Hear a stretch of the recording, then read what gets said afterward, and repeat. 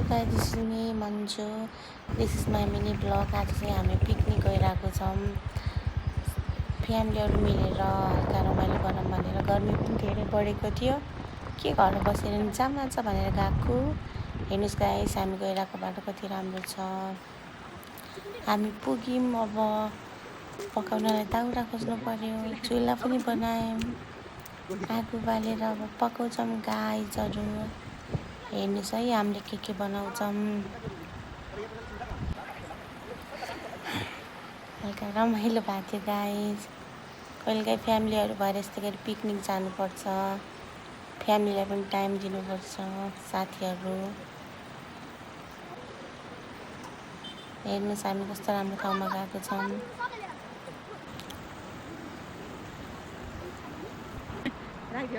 पाक्दैछ हाम्रो कट्नेसी। अब कट्नेसी पाकेर अर्को पकाउनलाई चिउरासँग खाने मासु। रमाइलो हुन्छ गाइस, जानुपर्छ कहिलेकाहीँ पिकनिक। अब हाम्रो पाक्यो, अब हामी नुहाउँछौँ पनि खान्छौँ पनि। Okay guys, this is my mini blog.